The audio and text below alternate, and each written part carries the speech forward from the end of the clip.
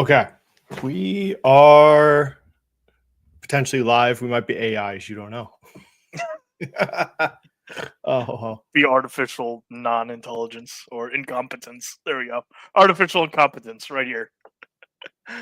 so I am trying to get verified by Twitter so I can start streaming again on Twitter.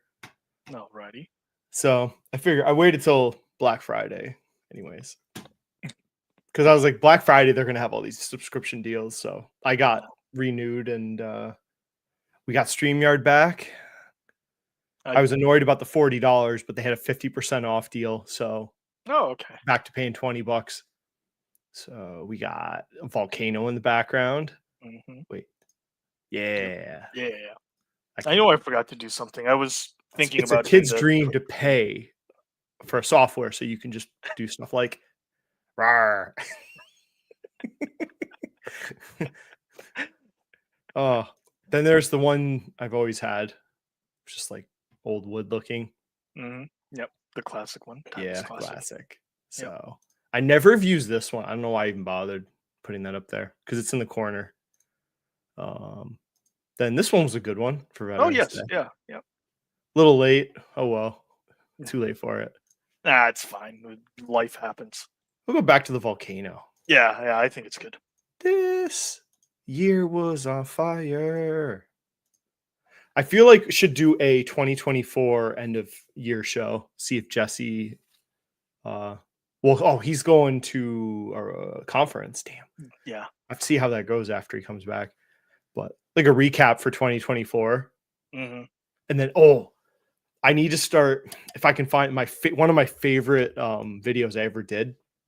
Last year, I did a video where I talked about the predictions. So I looked at the predictions for the year at the end of the year to see if they were bullshit or not. Yep. So I did that last year.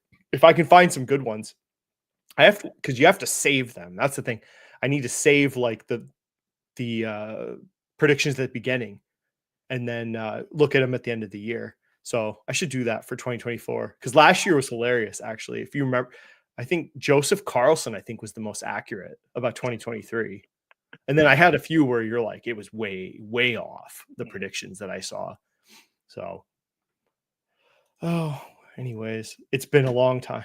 What's it been? 2 weeks, I think. 3 weeks. Yep. For this. Yep. Yeah. Well, holidays. I don't know what people expect. Holiday season. Yeah. I got all my Christmas shopping done and I'm going to a Christmas party this weekend it's at a hotel. So it should be fun. My friend throws an annual Christmas party, but gotta have the sweater. You do all that stupid shit, give gifts, and then he makes us. You have to sing. I sing with him, so we do like a Christmas karaoke. Oh, that definitely sounds fun. Actually, definitely different. So people see if you become a member of my. Let me should go here. Oh yes, I should put that in the. I think it's in the description. So if you become a member, can I see it?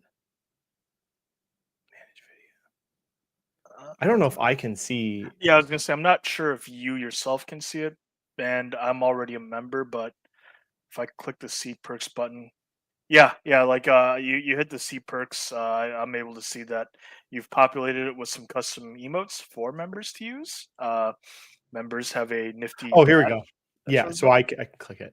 Yeah. So if you join the Core and Satellite Masters, you get sweet loyalty badges that progress, and the end state is always to be a gentleman investor of the internet.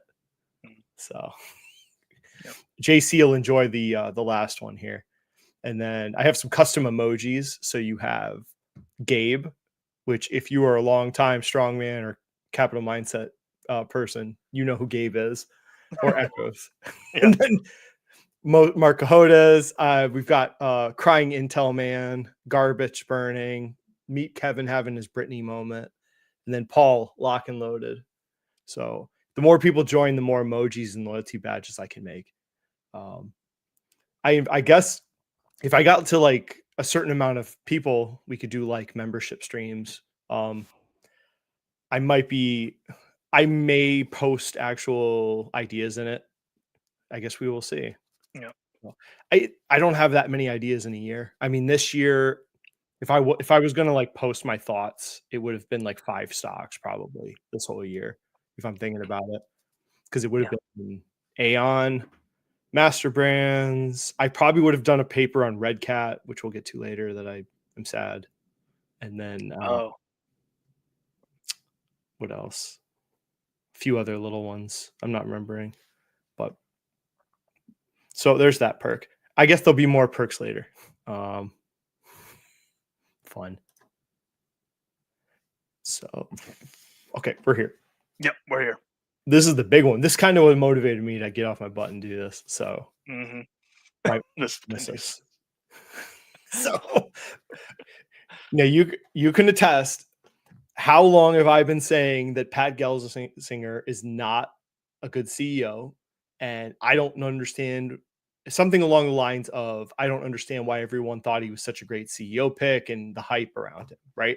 I've been saying this for a long time. So here we are. And he quit, got fired, something like that. Yep. There's no possible way this was intentional. It's not, nobody could argue this. He was forced out. So here's his little message. I mean, he's secured the bag. Oh, it's not like the guy's hurting. No, man's done very well for himself. Yeah. No need to cry for the guy. No, you don't need to cry for this man. He prays enough. He doesn't need your tears. So, anyways, so getting into it, this is so interesting to read because I've been reading some of it when I'm at work. Mm-hmm. It just seems like this is the part that blows my mind that I've been reading. To me, when all my research, what I know about like AMD mostly focused on, and then Intel, you think AMD is Intel's competitor, is what I would have always thought, because if you look at the product lines, I always thought AMD was the competition for Intel, because AMD does desktops, they do like laptops, they do desktops. Data centers now become competitive between them, but their product mash has been not that different. They fought for like the PlayStation hardware, but no, that's not what it is. Basically, you have Pat was trying to create a foundry to compete with Taiwan Semi, and you thought, okay, that's what they're trying to do. They're gonna become a foundry. That's the main push of Pat's new plan.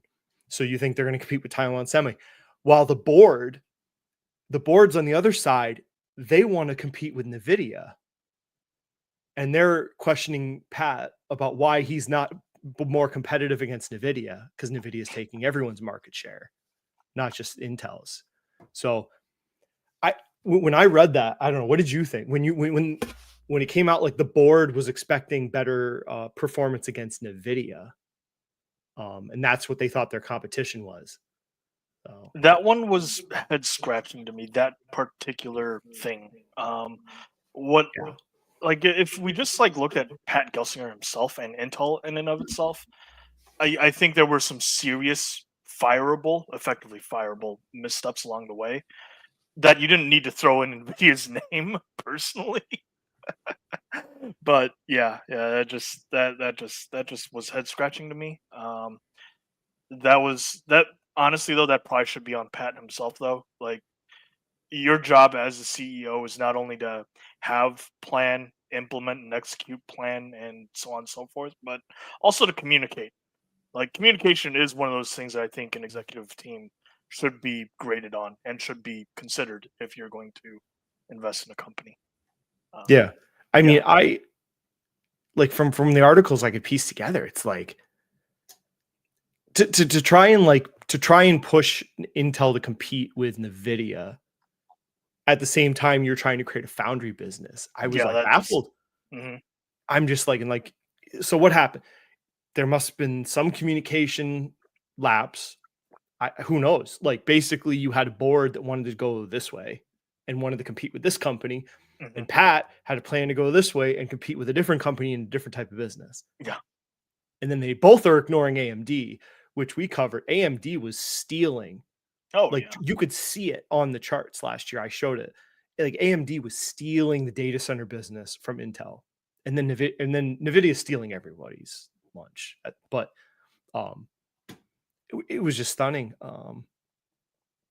And then like they had a 20 node and an 18 node, and next thing Oh, you know, the yeah, 20 yeah. node gets canceled, right? Yeah, good old And then B I've Slick. critiqued them. They bought all ASML's state of the art, top of the line machines last year. They was it the lithode EUV machines, lithography machines, like most state of the art machines in the world. They bought like the whole freaking. They bought like all of the machines that ASML produced. That was weird because that's a huge capex. That's not like free. You have to No, pay for those machines, transport them, keep them in good shape, set them up.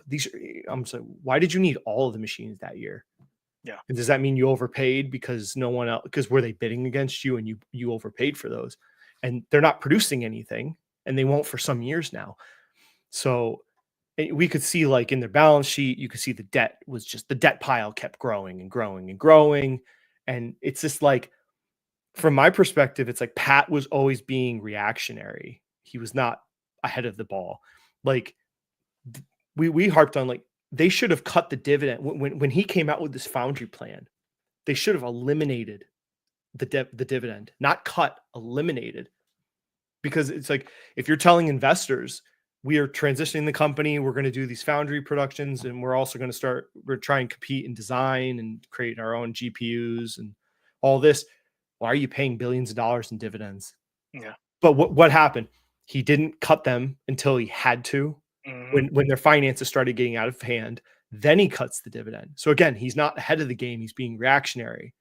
And then he didn't even cancel the dividend. He just cut it in half, which was another half. Like, really, Yes, yeah. That was another sign to me of his lack of leadership. And half measure. I never thought he was the right man for the job.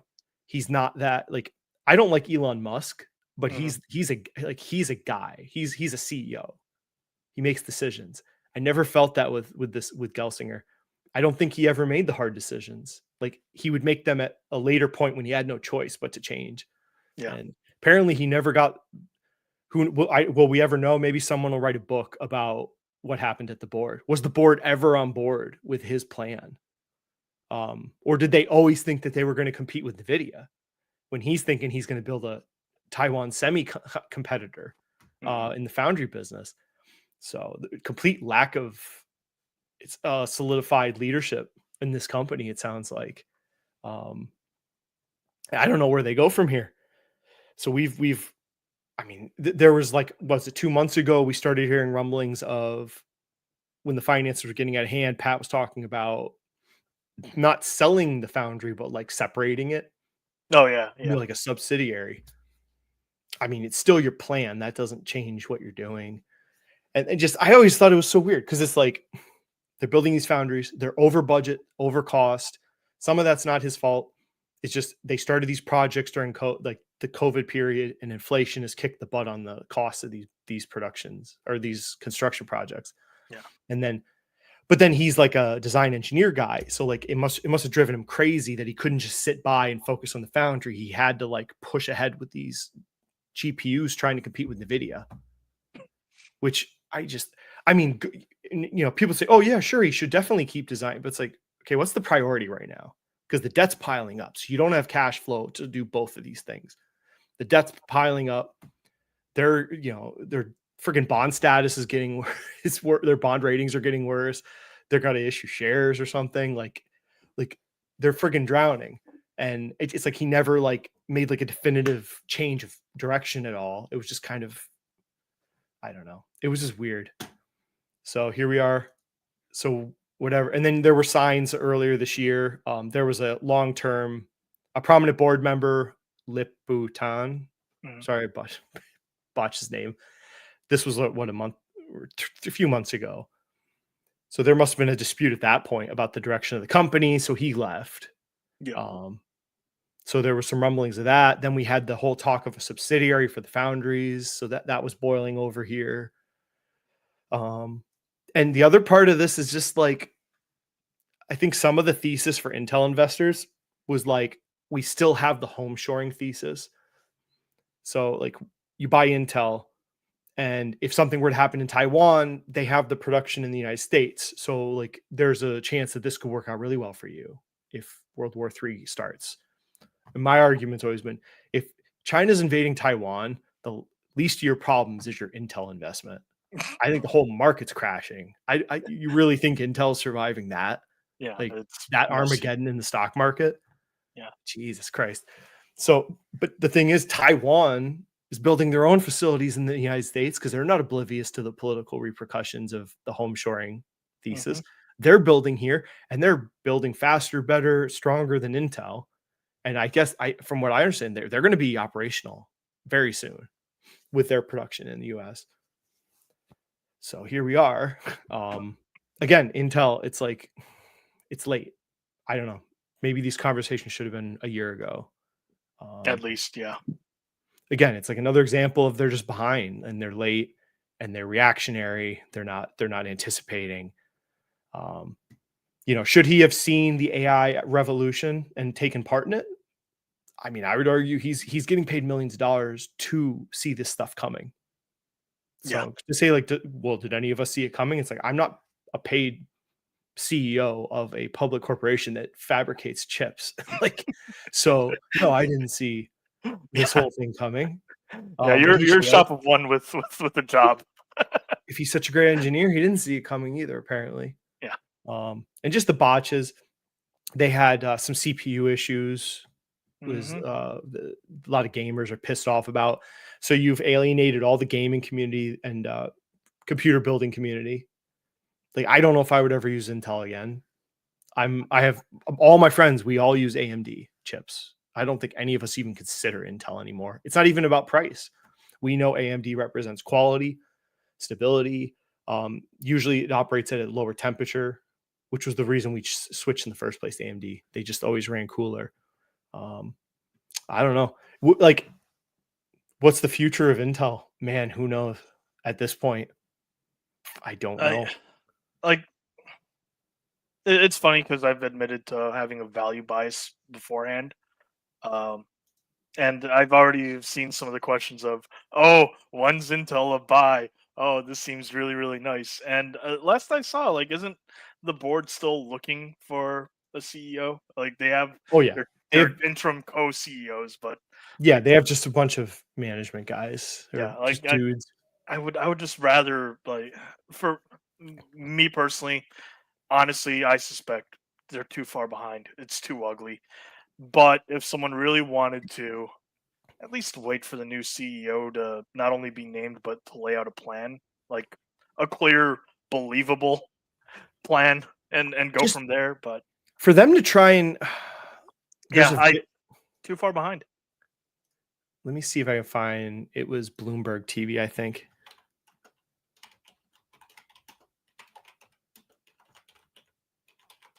I just watched this an hour ago.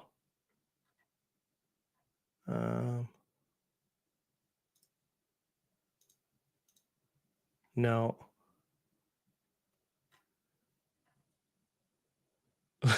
That face will never go away. Oh, face of a man who knows what's happening or what's going to happen to him. Dang. Yeah, because the guy that was talking, maybe it was this one. Oh, okay, wait. Give me a second, people. I will pull it out. That's what she said. Nah. Okay. Present.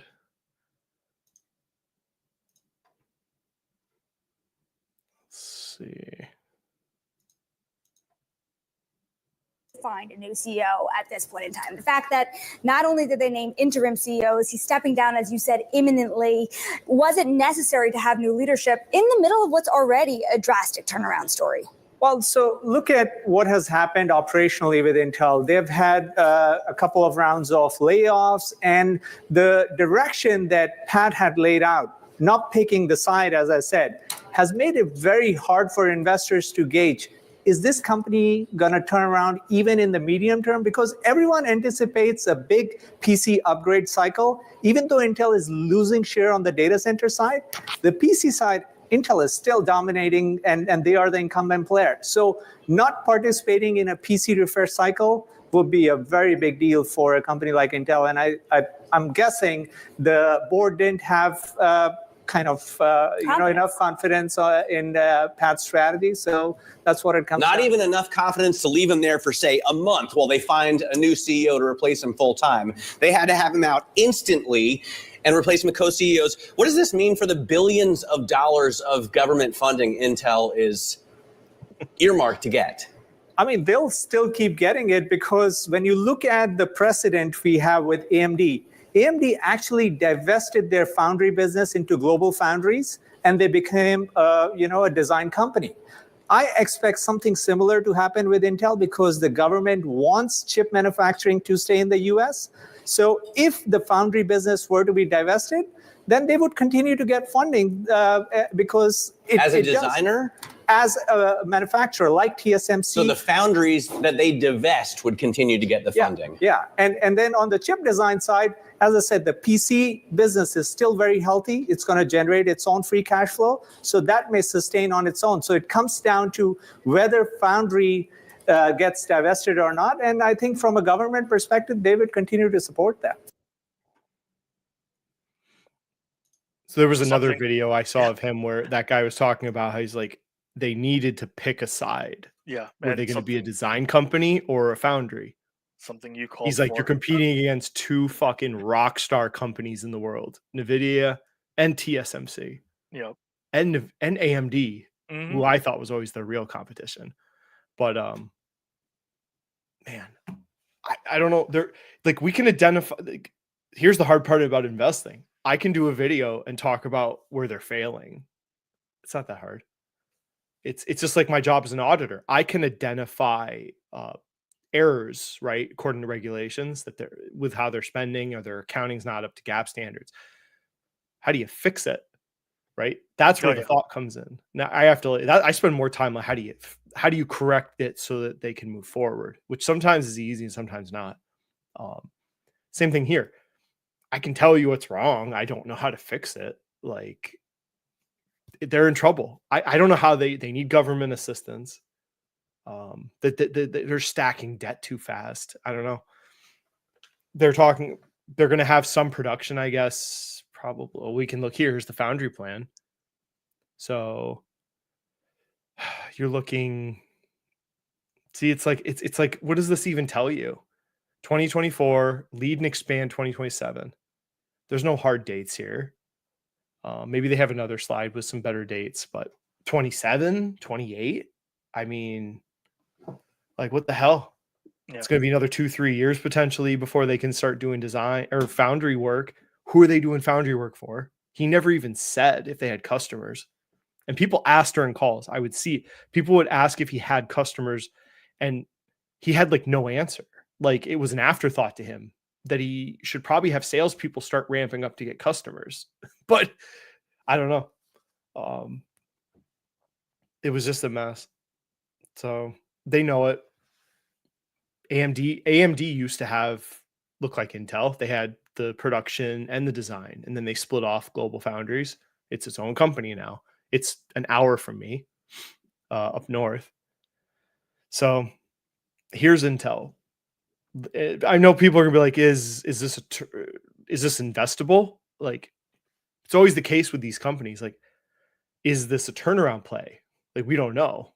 I don't think it's at a turnaround play state right now. I think they're behind like Boeing. If I was to say who's a better turnaround candidate, honestly, it might be Boeing at this point. Oh yeah. Moat wise, yeah. Because Boeing has the union contracts done. They have the new CEO in place that you can evaluate. Yeah. He has experience. Production should be coming back. They haven't had any more traumatic issues after the doors blew off, right? I think they had an engine fire, but that might not entirely be their fault. So, like, there's pieces you could see, right? But here, it's like, I don't know, man. It's too early. Yeah, if anyone were to say, I have identified Intel as a turnaround play, and it's going to start turning around because of XYZ reasons, I'd say either too early or round peg, square hole, or something like that. Like yeah. So if you don't think you're going to catch NVIDIA, which I think is that's all the effort they put in that GPU I'm like, come on, guys. Yeah. Like that's where you're putting your CapEx as Intel. You're not catching NVIDIA. You should focus on the foundries.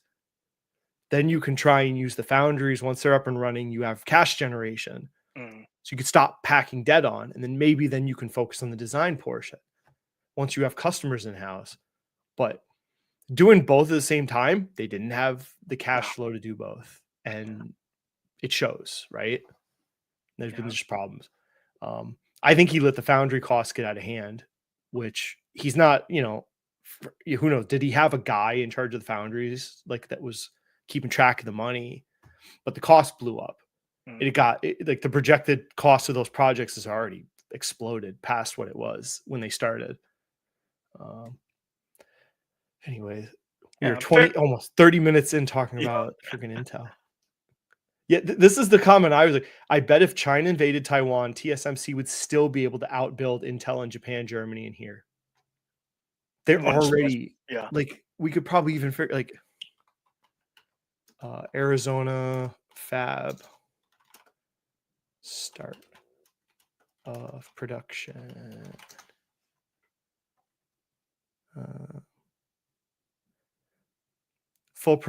Originally planned to have 2024, pushed back 25 over labor later delayed 27 or 28 finished target. Okay. Yeah. They've had to push it back. I mean, they're facing a lot of the struggles Intel is, right? Oh, The worldwide logistics issues caused by COVID. Yeah. Damn it, I gotta stop saying that. Any other word. Pandy Wendy. Can't say that on freaking YouTube. Yeah, I mean, this is the onshoring thesis, I don't think makes sense. TSMC will build better production facilities in the US than Intel. I have no doubt in my mind. Yeah. Given it enough time. So, It's AMD's just better nowadays for CPUs unless you are running AutoCAD and editing at the same time. And it's like, yeah, they were dominant in the PC world, but I mean, like they've lost the building community, the PC builder community. I don't know anybody that runs them. So, I mean, they do well in laptops. I know that. Like my work laptop has always had Intel in it. I've had 3 work laptops in the last like 5 years or like 6 years. They're all Intel. So they have that going for them. But Intel makes IBM look like Microsoft.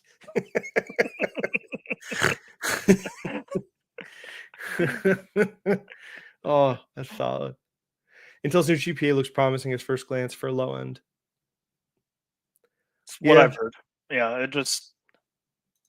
I mean, they've been trying to do a GPU for gaming for a long time, and like that. Like, why don't you do that first before you try and make a GPU to compete with Jensen Huang? Like, but no, their answer was to do all of it at the same time, right? Yeah. Like, where was the focus? Like, that's what I would have loved to ask Pat Gelsinger. Like, where was the focus? Like his focus. Because you don't give me the bull crap that you were giving everything its attention, but like they had this direction and this direction and this direction. They were doing everything at the same time. I'm like, what was he really working on? Because a lot of it was just slipping through the cracks. I thought, like the CPU issues that were called out by some YouTubers, right? I think it was like a temperature issue. So how does that stuff happen? Like oxidation issues? And I've never had this happen with an AMD chip ever. I've never had an AMD chip crash on me. I had one computer I built. It was an Intel chip and it did die. And I actually couldn't even figure out what happened to the whole computer. It might've been the motherboard. I couldn't figure, I tried everything I could. Like I would take each piece out singly. I couldn't figure out what was broken. Wore that ridiculous scarf all the time. Easy sell signal. Scarf CEOs is a bad sign, apparently. I've been hearing, by the way, that these nuclear-powered AI data centers that Amazon, Microsoft are building are super backed up on schedule. Yeah, because they're going to have the regulatory issues that we've seen with. Are you in TLN? I'm not. No. Okay. Because we've seen like energy regulation move slow as a freaking snail in the U.S. Yeah. So you have these fast-moving data center projects now coming head-to-head with energy regulation in the United States, and nuclear regulations even worse. So like things are coming to a screeching halt real fast, which, you know, I don't think things should go moving very fast with nuclear power. Fab is built, time is open when Trump is in office to stroke his ego and keep the chip money coming. I heard that story. Yeah. Smart. And that's why they're a gangster friggin' company. Like they get it. They get, if you want to talk about a company that probably gets politics more than anybody in the world, it's got to be TSMC. Like they live it every day. Taking like half the state's building contractors. My sources are Twitter and Reddit. Yeah. I like Reddit. Yeah. The Roni for the Preferred term. I know. I got to stop saying if you say it a few too many times, you get demonetized. All right. Yeah. So parting shots. Part of me also wonders way back when he did the layoffs, did he cut bone, or did he cut like people that should have been cut? I mean, I heard people criticizing today that were like, he should have cut if you're going to cut costs, cut deep. That's what I kept hearing. So like, if you're going to do layoffs in the tech sector, like go further than you think you need to. Just do it all. Make it painful.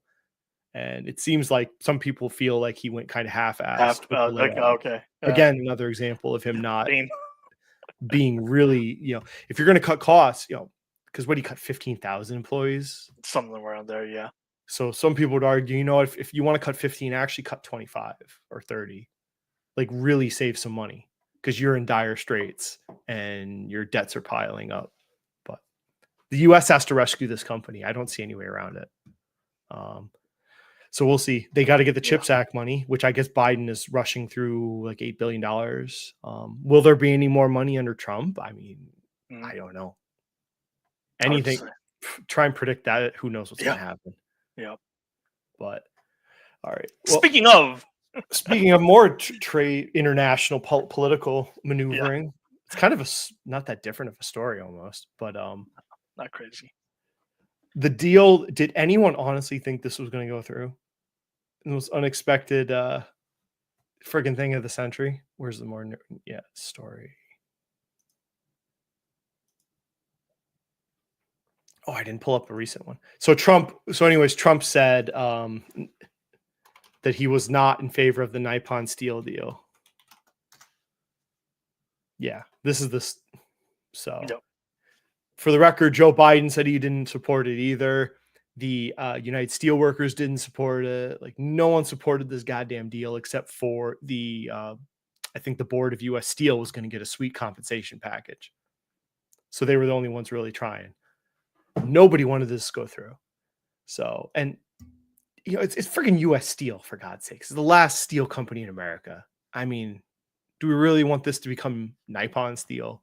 And this is like another, it's funny because like, look at all these companies that are like security or, you know, essential to like security of America. And they're all struggling, right? Boeing, U.S. Steel, Intel. It's like we keep talking about these types of companies. I mean, maybe do they not perform well? Are they being propped up and they should have died a long time ago, but we're just propping them up as a corpse, right? In the name of security in the United States. But anyways, possibly, but then again, at the same time, though, like having the ownership and the physical property, plant, and equipment where you need it, if God forbid something happens, like it's hard from a national, like draconian national security perspective. Like, and this is what tariffs should help with. This is the whole point of tariffs. They're not supposed to be. I mean, at least Trump is using them to try. This is one thing the first time Trump was president, the one big thing I really agreed with in his first term, he was starting to try and protect American workers. Because like the Clinton administration screwed us. Obama never cared. Nobody cared. NAFTA was just a way to steal jobs from the United States and then ship them off to Canada and Mexico. So, you know, it's nice to see that gone. And we got some protections. You know, some of the home shoring is not because of that. It's because of what happened with the logistics nightmare during the pandemic, which is just incentivize companies to come home because of basically, when a pandemic hits, the ships stop, and then you have nothing. But so anyway, like the deal didn't go through. Unsurprised. I mean, someone's gonna say it's not over. It's Jover, people. Like this deal's not happening. Which is amazing because the Japanese they're not stopping. They're still trying to get the deal. Nippon. Yep. I don't think that it's dead. They're gonna keep trying, which they need to just let it go. So other than that, I mean, is it investable? It's not really. I don't think much of this is investable. The only metal I ever invest in is like copper. I'll look for copper prices and I'll follow it. So if copper prices get a little too ridiculously low, I'll buy Freeport McNamara. I always is it Freeport McCormick? I always botch this name. Freeport McMoran. I always say McCormick, like the spice people. So this is like the way I play copper. If I'll watch copper prices, I've done it like 3 times in 5 years, so it's not exactly like a big deal, but you can watch copper prices and then attach it to the stock. You can do pretty well actually. And like the one thing about copper is copper has use in good times and bad times. Oh yeah, right. Yeah. It's one of the most important metals in the world. Mm. So recessions hit, copper prices might dip or the demand, it might drop a bit, and then it's like, well, at some point they're going to start building tractors and building houses, and all that stuff has copper in it. So one of the most necessary investments, I guess. Yep. But anyways, It's this is kind of boring to talk about steel company. I don't know if none of us are going to buy U.S. Steel. I don't know if you're 20, why are you buying a steel company? If you want to play housing, I think there's better opportunities with companies in financing and construction. I don't know.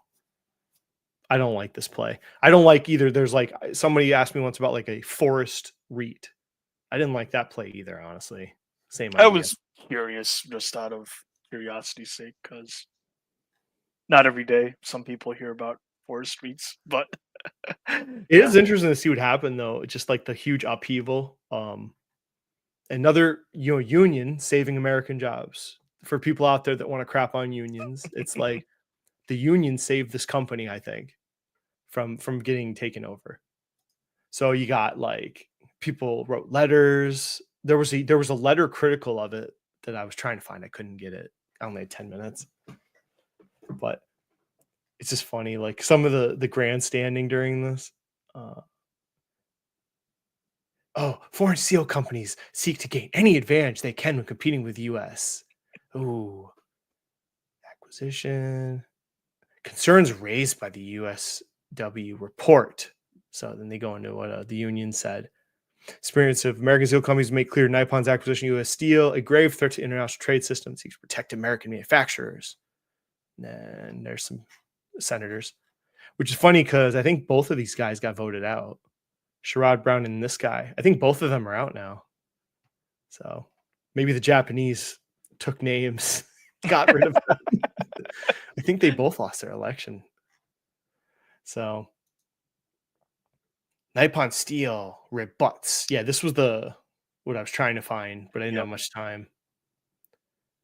Arguing it would strengthen U.S. steel industry. And it's funny though, because this sounds like such a big acquisition, and this is such peanuts when you think about like the tech giants in America. No, yeah. For like, this is a rounding error to like Microsoft or Google. $14 billion. They lose that, right? They don't care. And the cap cushions. It's such a huge deal though for this acquisition of a steel company. Yeah. So security risk. And then they're like, no, we're your allies. We would never do anything to you. Japan would never hurt us. They would never hurt us. So, all right. No more steel talk. Like, could you say there's a potential arbitrage if the deal officially dies? The stock's probably going to take a nosedive. I'm not talking about knife. I'm not going to talk about U.S. Steel. No need.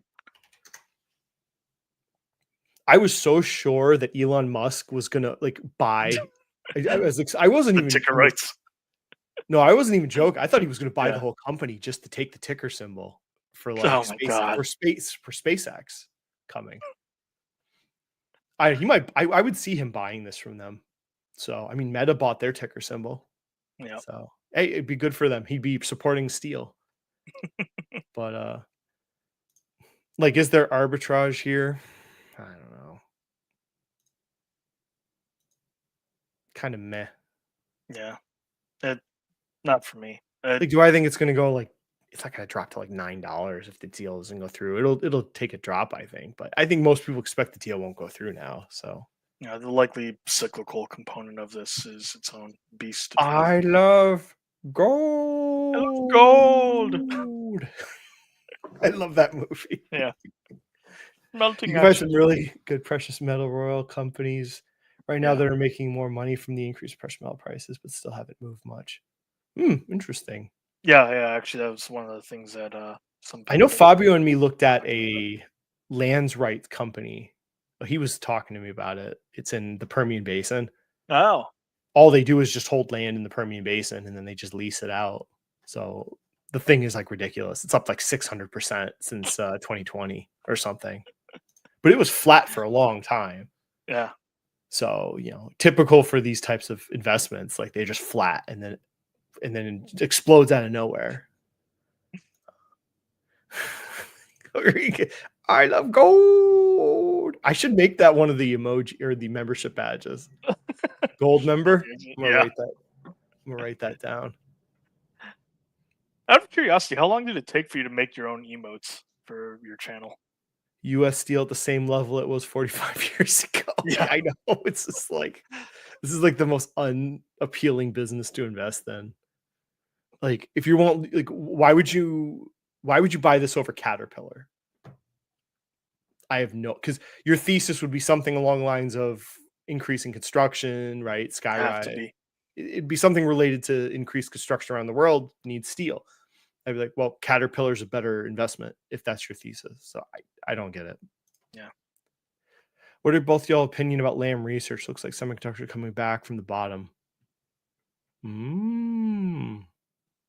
Question is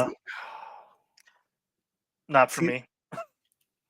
I'm not skilled enough. Sorry. The cyclical. I mean, if you understand yeah, the if cycles, you because like this is different from the design part. You got you're Yep. thinking about the equipment. So it's like almost it's not the same cycles as the product or the chips themselves. Yeah.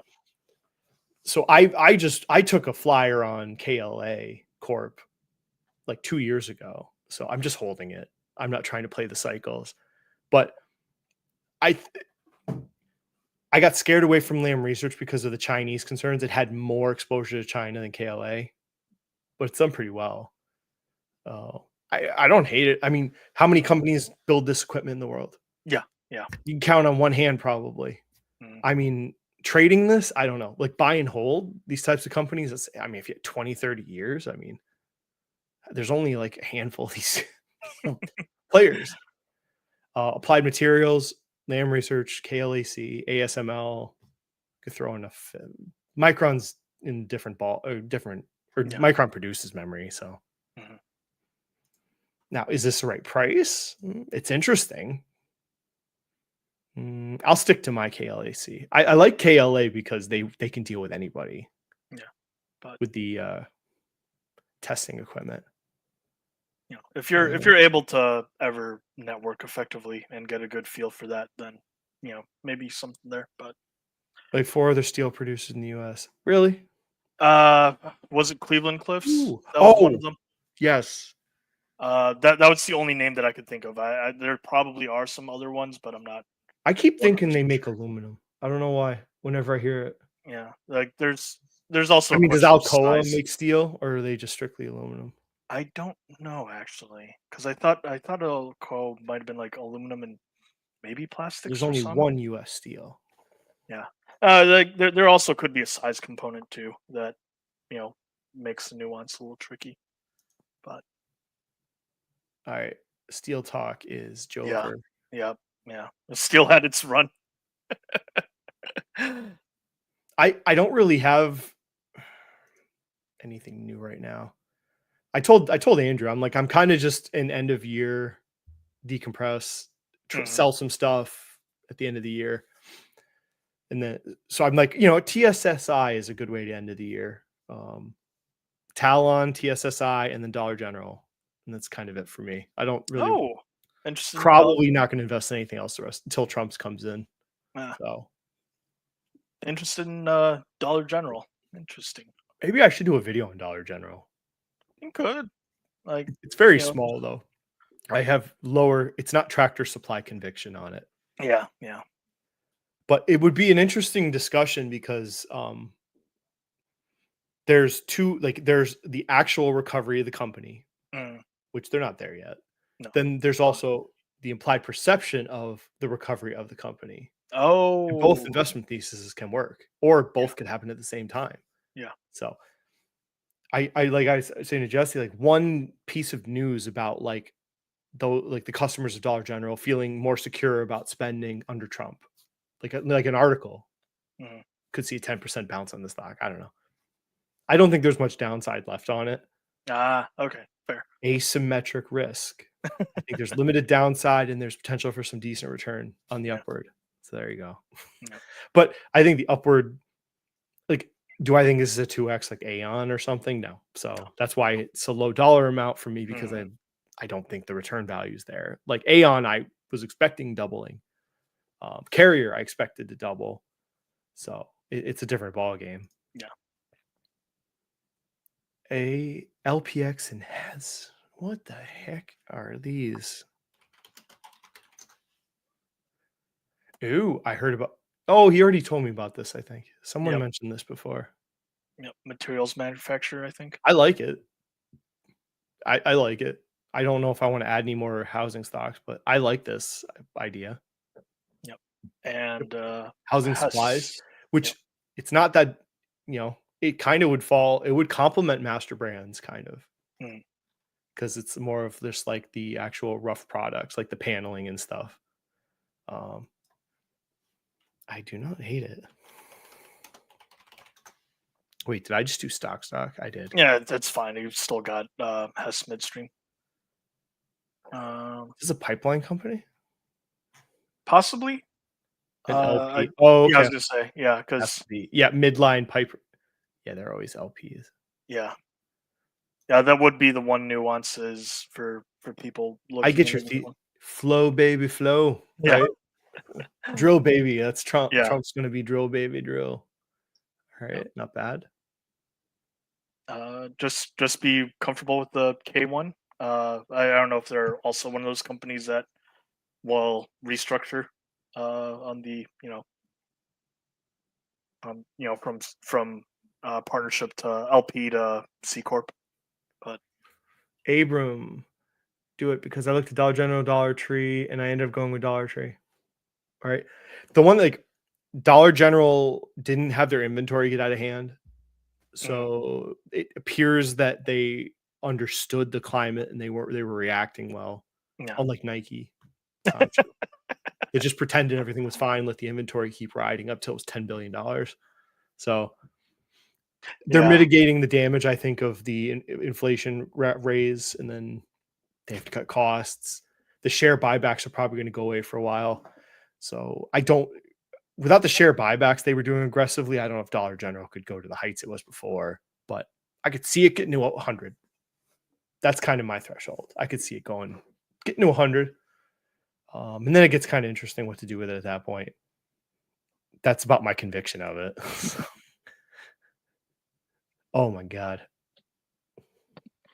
That'd be a different video. Tractor Supply thesis. I wouldn't buy it now. How much value does that provide? I wonder, because I liked the thesis when I started buying it. Geez, almost 3 years ago now. Naturally, yeah. But I think there actually, believe it or not, there is viable interest in that sort of thing. Because I forget if I did it. So I did a solo and I did a collab with Andrew on our own little side project. And surprisingly, there was not only just interest that people said they wanted it leading up to it, but after the fact, where people would actually like watch it and see, oh, okay, so this is an example of early stages of due diligence, or like you reiterate what you're looking for. I mean, granted, in this case, it's after the fact, but I Yeah. do think there's credible want out there for the viewers to get value of seeing someone, what their thought process is as they're seeing things, either in real time or relatively close to it. And It's funny you know, because the first time I went into Tractor Supply, mhm. I was walking around. My first thought was this is an American version of Canadian Tire, Oh, which if anybody from Canada knows what Canadian Tire is. So, which Canadian Tire is kind of in the sense of Tractor Supply, where it's just a box you put somewhere and you put stuff in it that the customers in that area want. I know that's hard to imagine, but because like some of these big department stores, it's the same stuff in every location, right? Like a Home yeah, Depot and Lowe's, there's some variables, but for the most part, each one is like got the same products. But you can have something like Tractor Supply can adapt their stores. They have suburban stores and rural stores, and they have different product mixes for those different types of customers. And then just where they can expand, um, where they can expand in the US is where the populations are going, which is mhm, very appealing. Because with retail companies, a lot of it, where are people moving? yeah, Is can your company move into those? Can your company grow into those areas in retail? mhm. Retail's tough. Oh yeah, If you're in a if you're in certain parts of the country, right, like political risks, like local building codes can hurt you. The mhm, population starts decreasing. All of a sudden, it's not such an appealing business to invest in. Like I think I've said this like before, like retail wise, if they're not in the Sun Belt, I'm not really, or if they can't grow into the Sun Belt at this point, I'm probably out on any retail company, like for a new investment. But they have to be able to grow into the areas where people, and where are people moving? The last census told us the yeah, Carolinas, Tennessee, Kentucky, mhm, Georgia, Florida, Texas, the Sun Belt. So, and Tractor Supply, like I think I talked about it in ICOM once. I didn't do a pitch. I think I might have done a pitch actually, like a mini pitch. But I'm like, if you're like a lot of people that we talk to online are tech investors. Maybe they don't yeah, even call themselves that. Maybe you don't think you are, but most of you are tech investors that watch this. You have to have different expectations of growth for something that's not a tech company. Like uh, you want responsible, like with retail companies, you want debt management. mhm, Number one, debt management, right? And then a lot of them don't do double digit growth except for a few times. You want responsible growth, yep, responsible expansion, debt management, yep, right? And a solid CEO and a plan. And those are the winners, and they win over time. And yeah, if they don't do all those things, they're probably just going to go out of business. We can name a lot of retail companies going out of business, but most of them is debt, because they'll remodel a store and then it doesn't work. So then what's the new CEO? They fire that CEO. New CEO comes in, right? He's going to remodel the stores the way he wants them to go. Okay. What if that doesn't work? So then the debt keeps piling, and that debt doesn't do anything productive for them because it's a failed concept, and they can't get out of that. They don't have the huge cash supply or cash flows like a tech company. no, Leave Cliff, US CEO, Carmen CEO, new core American. Then you have foreign players. no. Oh, okay. Okay, yeah. So there's others. Mm-hmm. Small position, customers trading down if companies were to tariffs. Yeah. I think putting a little into a dollar store thesis ain't gonna hurt anything right now. Yeah. Yeah, it's good to see people being refreshingly responsible with their allocations. Yeah. It's- Keep your dollar, keep indexing or whatever your yeah, core positions are, and then do a little bit of flyers for the hell of it. yeah. But Because I'm so used to like a world of people like, oh yeah, I'm responsible. Small allocation, 10%. It's like, whoa, what? that's what I'm up to now. I just I do it for the fun, but like Yeah, the idea, like, and I know I was joking with you or Andrew about like when Super Micro was $17, I wish I'd put like $250,000 in it or something stupid. But it's like, would you really? No. Because when it was $17, like it was hell, right? Like the accounting fraud, like their auditors quit. Yep. All these allegations were out there. Like, would you really have people out there? And people always go, oh yeah, I totally would have taken that risk. Okay. But you didn't. So unless you're Wall Street Bets, maybe you did. But I thought the TSSI was a better thesis on the same idea, because we were thinking Supermicro is going to lose business, right? Because they're not a stable provider and they're questionable. So maybe like NVIDIA and some of the other players in the data center business start looking for another supplier that's not a shit show. Mhm. So they go to Dell, the obvious play. But then Dell's kind of a crap. And I don't really want to buy Dell stock. I don't think it's that appealing. But then you find, this small supplier of Dell, and you're like, holy crap, 600% growth year on year. So. Oh yeah. Okay. Oh, What's left? This time, yeah, I was gonna say there's 2 other topics left. Or is it 2 or 3? I don't know. We'll probably just cut something. We're getting an hour right now. Because we got Yotta, SMCI, and a stock you missed, depending on the title that we're going off. Yeah. I'm getting more and more index every year towards retirement. I get more indexy. I'm going to indexy. There you go. Yeah. So I think people. I have like a transition in mind. Yeah. So I'm just like, more of it gets pushed over the index side as the older I get. And then I always have something put aside for fun, because finding stuff, the hunt it's always a lot of work. Yeah. But it can be fun for sure. Yeah. But it's just like, realistically, it's just like I've said, realistically, you're, if you can find like 4 or 5 really solid spec plays, first of all, it's a lot of fun. And then it pads your return. But it doesn't get you off track. So yeah. I can't wait till Master Brands is like $28. Tell everyone to go. Nobody hated it, really. Just busting balls here. Yeah. Okay, the Yotta story. So yes. Yeah. this came out. I remember reading this. I sent this to Strongman, I think, and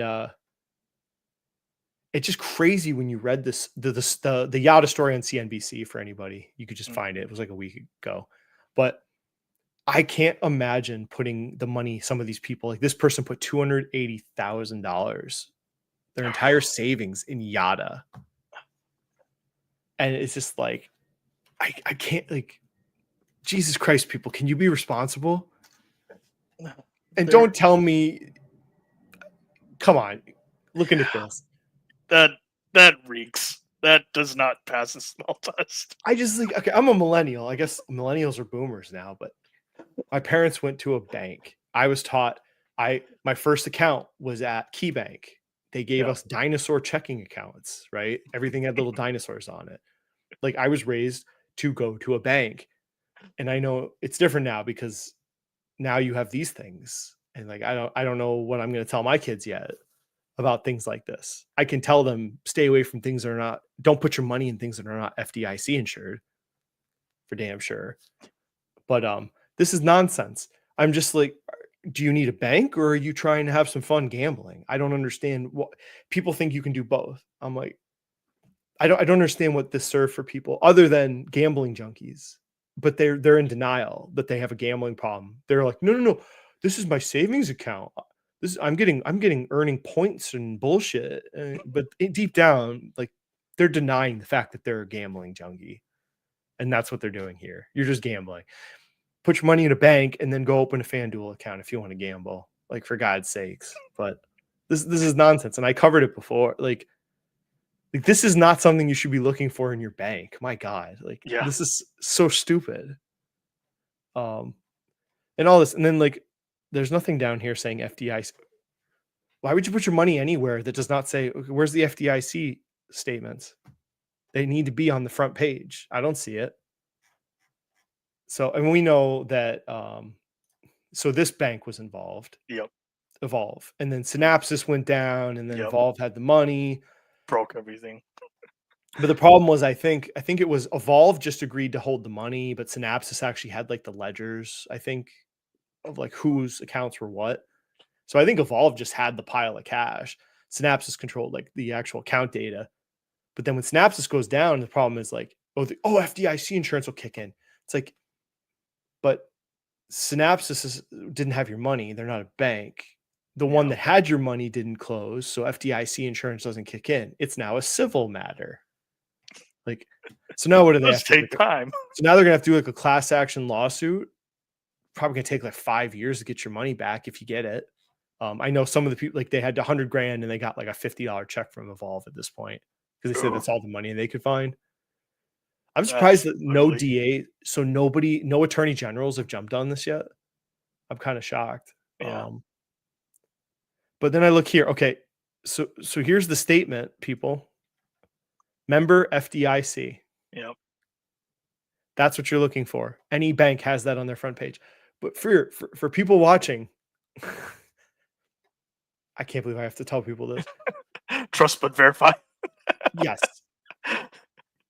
Yes, people. If you put money anywhere in America that is a bank, so obviously Charles Schwab is a bank, but it's a brokerage account. So if you're putting money in a bank, you go to FDIC's search website. You can just Google it, FDIC search for banks or whatever.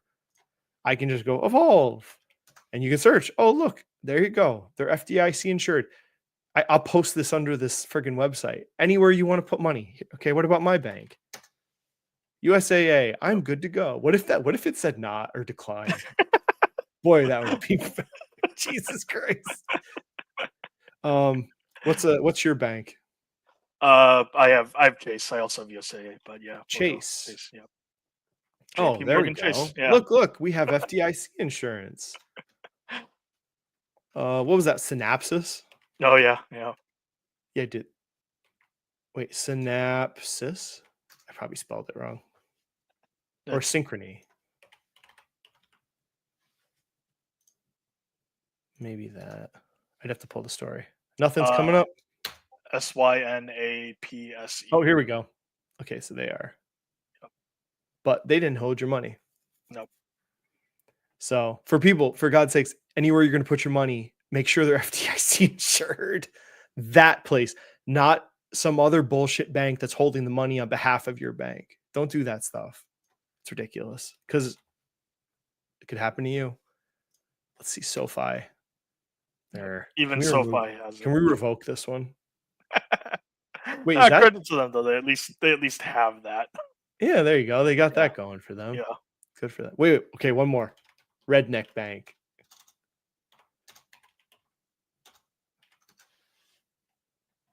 Oh, No. Don't see it. Very sad. Really? I wonder if it's called something else. Could be. Okay. Unless they closed. Well, that would be a shame. It always makes me laugh. I mean, even like, okay, wait.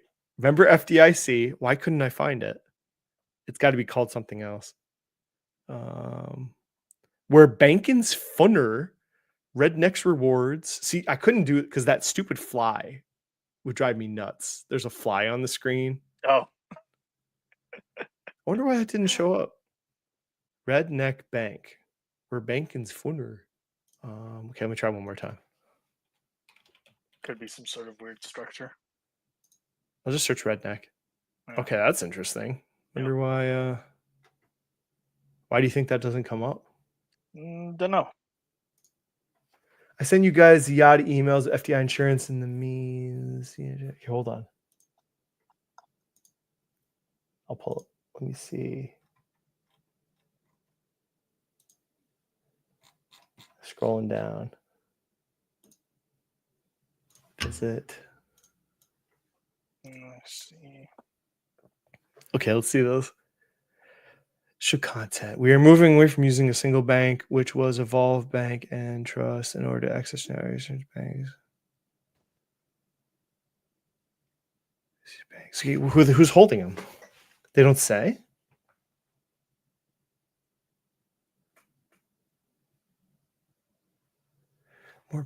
So they're doing like multiple banks now. Okay. Yeah, seems like it. Okay, they're doing 2, which would, so they're saying that you get double the protection. Okay. Oh, we see down here, funds are held by Evolve and Synapse Brokerage LLC, program banks, Thread Bank. Okay, Thread Bank. The fuck is Thread Bank?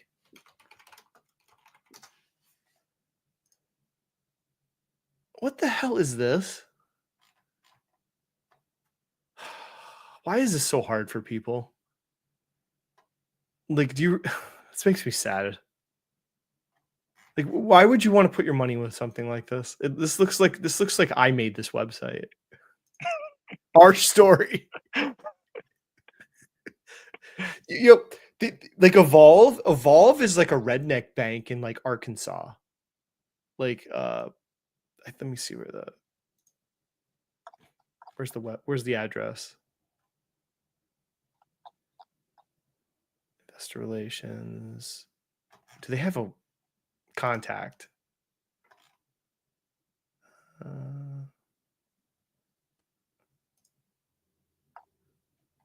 Damn it. I'm pretty sure this is like an Arkansas bank.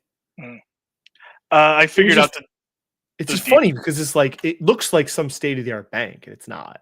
Yeah. This is what they do. These little redneck podunk banks will do a flashy website, and then they do these back deals with these fintech players because they just want any business. And it's just weird. And I don't know why people want to be part of this stuff when you have Jamie Dimon can protect your money. Bank of America. Like, okay, they pay you 3%, and these jokers will pay you 4.5%. Does it really freaking matter? Like, is it really going to change your life, that 1.5%, people? Yeah. On your $20,000 savings account, you're talking about like $50 more a year. Like, oh yeah. I just don't understand. If you want to me, it's like you get a national bank, and I've said this before. You get a national bank and you get a credit union. I think. Yeah. That's how I would put it. I have a national bank, and then I have a local credit union, because the local credit union has certain things they do better than the national bank. Like the HELOC rates and the credit cards are lower interest. So, yeah.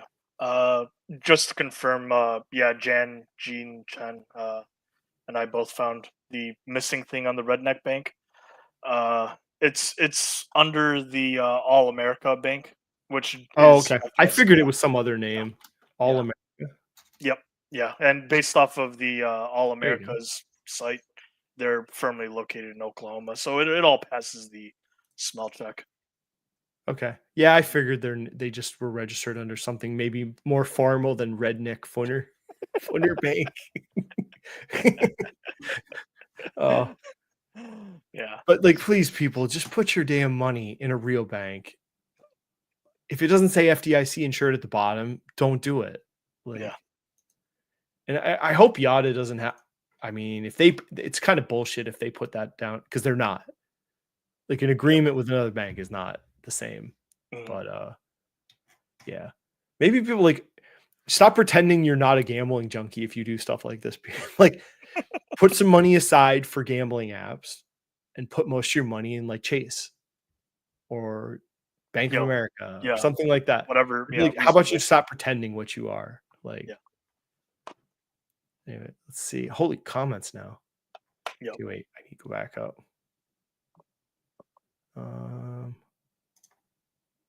Ooh. My suspicion is some of that has grown. I think it's Jesse's third biggest position, I think. Yeah, it's definitely top 3 minimum, I want to say. The older I get, the more I move into them. I don't have it. That's the thing. I have kids. My job is more intensive because I've gone up a little bit I've been promoted.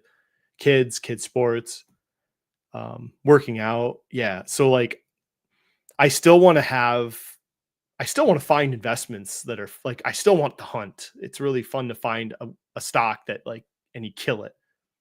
Like, but then I realized later on, like, it doesn't have to be a lot of money to have that feeling. Like, you can, if you go from 10 to 20,000 on investment, it's still like a good feeling. If, it doesn't feel that much better if it was like 25 to 50. So, but then you have the index funds, which is such peace of mind, and Yeah. you know, It's it just core takes for a it reason. takes meat off the table. Decision making, anyways. Yeah. It's not all on me to invest. Markets were deep in Lamb and AMAT. Ooh, Ooh, some conviction. that would take a whole nother. I see Fabio could do a show on like the equipment plays, maybe. Yeah. I don't I particularly would- want to buy them. Like I like KLA. I'm good with what I have with them. I thought about actually when they dipped like a month ago, I almost bought more. I hadn't bought more in a while, but when KLA dipped, I was like, "Ooh, good opportunity." Yeah, these companies. I mean, these companies are here to stay. If they have slight downturns, Yotta told people they were FDIC insured for a while. Boy, if they see, Yeah, that's where I hate that- the sliminess. Mhm. Like legally, were they really like they had an agreement with a bank that was FDIC assured, but for like, yeah, I don't know how they can say that when they personally were not.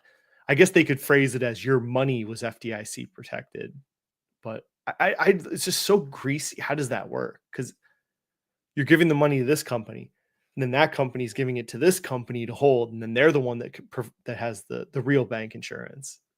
I just would not be part of any of that. What every bank looks like nowadays, it's crazy. If you read the disclosures, watch a video back then, crazy terms. Yeah, because you don't trust, like, the slicker the website with banks, you got to be worried. If you've never heard of the bank in your life and it has a really slick website, it might look like this. It might be, this company might just be this one bank, and it's a 300 or a 200-year-old Wild West building from the West when they had wagons. And then now they're trying to prop up a website and do like bank accounts for Yotta because they have nothing else they can do, really. Like, you don't know. Like, what is this? Thread Bank. Get out of here. Where's the inclusive? No diversity on this board. Fail. I see no DEI officer. What the hell? So, Cliff, I don't trust that man. That's not a great beard. Terry, it's not a great beard. Oh Terry. no, poor Terry. If it makes you feel any better, Terry, I can't grow a beard. All right, Save my board of life. directors. Oh, okay, we got somebody. A Gino, right proper beard. here. My God, wait, do we even have an address of this place? Oh, Jesus Christ. Oh, we got Intra-Fi Suite Program for Unit FinTech Partnerships. Oh my God. Okay, what is this? Available deposits will be swept. Why do you have to use the word swept? Moved into deposit accounts in one or more of our programs. Cash deposits moved to the program are covered under FDIC insurance up to a minimum $3 million inclusive deposit. So I wonder if they're talking about the company doing this, not individual accounts. Third Bank is not responsible. Okay, this is what I thought happened with Yotta. Thread Bank is not responsible for monitoring the amounts of deposits in any bank program. Really? For more information about the program, see Thread Sweep disclosure. So I'm telling you, this is what happened with the Yotta people.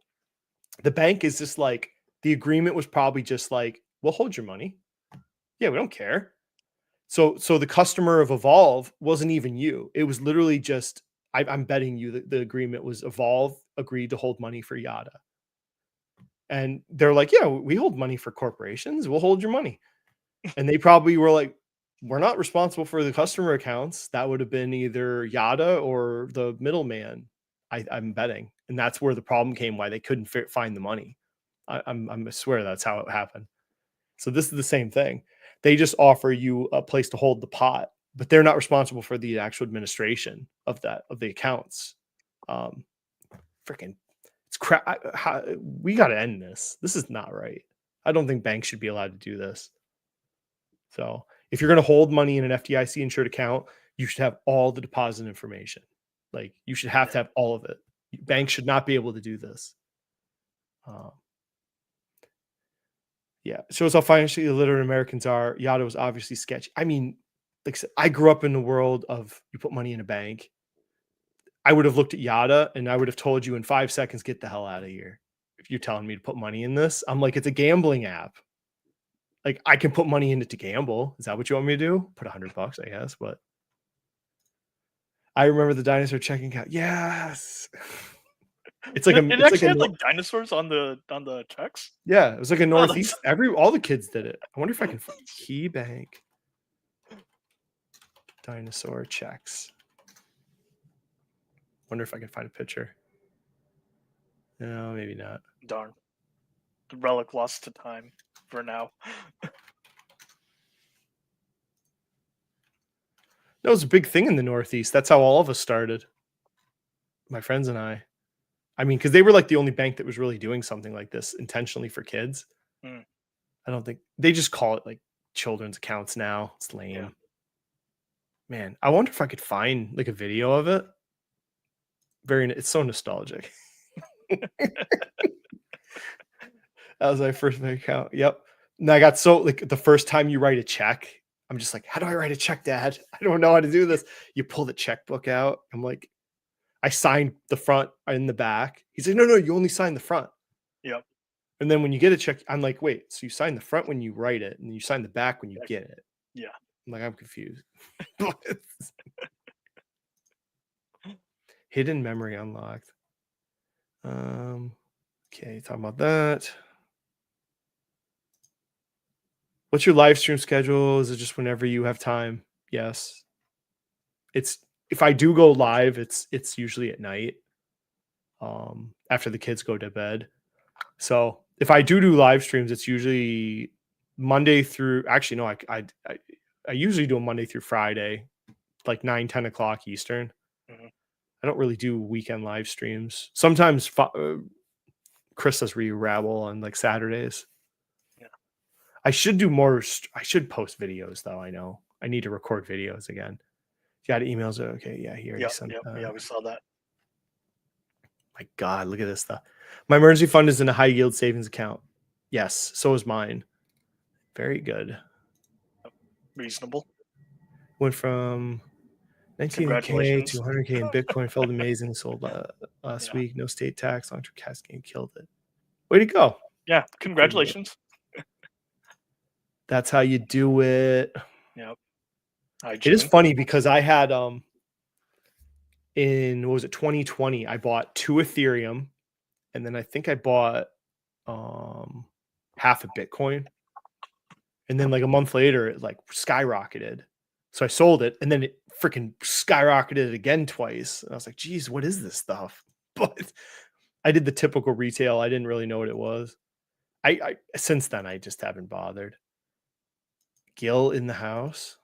Oh, hooray. My friend that's been shilling XRP to me finally, hopefully, I don't blame the banks. I blame the moron. Oh, XRP, dude. Assuming he cashed out. I don't fully understand what's going on. I saw that thing was skyrocketing. I mean, not exactly sure. Like I know like I understand Litecoin, Ethereum, and Bitcoin. I don't get any of the other ones. Those are the only 3 that I've like read the white papers. Yeah, I forgot what delusional number he threw out per coin, but like it would have implied a pretty big market cap or coin cap or whatever the hell. The funny thing was like when I sold my crypto in 2020, I'm like, am I going to get a 1099? How's this shit work? And I got like a letter like about what I was supposed to do, but it was like, you can do this or cannot. And they're like, we're not sending you anything, but you should probably report stuff to the IRS. It was the Winklevoss brothers. Oh, those guys. Oh, okay. How was it called? I forget. The state closed it after I closed my account. So thank God I didn't have any money in there still. Genesis? God, I can't remember now. Probably. It's back now. So well, the Winklevi. Yeah, I used their website and then PayPal. That was how I was buying crypto. So I forgot what app it was. What are your thoughts on Crocs? You're sitting out in the position. What's your thesis stock current prices? I am a Croc. Yeah, we are both Croc. We are Croc men. I was fortunate in my timing of my rebounds because it went from really big position to responsible big position. So it's fine. I mean, basically, they bought Hey Dudes. Hmm. I thought the Hey Dudes acquisition would work out well. Yep. So It was a far, steaming it's pile of taken crap. over. Yeah. But then they paid down the debt Hmm. as fast as they could on Hey Dudes acquisition. So the Yep. stock kind of seemed like to be like, okay, even though it was a crappy acquisition, wash their hands of it, and they've paid off a lot of the debt of it. But the problem is, like, they kept promising these growth numbers this year that have not hit. Mhm. They keep saying like it's temporary. Hey Dudes is down, but it's gonna, we're gonna guide that it's gonna get better, and it's just not. The sales are dragging it. Like, yeah, the Hey Dude sales and the margins suck on it. So now we're back to, it's a value play now. We're back to the basics. I still hold out hope on Hey Dude. Maybe that's a little bit delusional of me, but then again, when I went into this, I figured it would take longer. The thing that management surprised me on the upside was they reinitiated the buyback faster than I originally anticipated. And when you couple that with them paying down debt, I I'm still willing to be patient with them just because if they keep debt pay down and doing buybacks when and where they can, then I think it can still work out even with Hey Dude being a bit of a drag. But I still hold out hope just because I figured that cleaning up your channels, getting the supply chain up to standard, and also marketing efforts, it would take time. And they kind of said after they bought Hey Dudes, they Mhm. admitted they were not prepared yeah, for the acquisition when they did it. Their Yep. supply chain, they were Yep. not ready. Yeah. And it showed in the sales and Financials the for that, yeah, margins, which yeah. really sucked. Mhm. So But you can see, like, they bought it, and then they kind of paid it down pretty fast Mhm. to get to a certain sort of debt level that they were comfortable with. Yep, buyback Mm. and Then they started doing buybacks, which I might argue that they should have kept paying down the friggin' debt, but that's not how corporations work. You carry a certain amount of debt, and you just have to be comfortable with it. yeah. Um, We'll see how it all plays out. Again, it, it, I'm patiently optimistic with it. yeah, I bought some in the 70s, but then most of my buy was like 110-ish. So I'm like Ah, breaking even right now. yeah, my average is somewhere in the 90s I don't because know, it was 200 or lower, bust. but I like holding it. same. Volatile company. Yeah, Yeah. it's very easy to understand, and Mhm.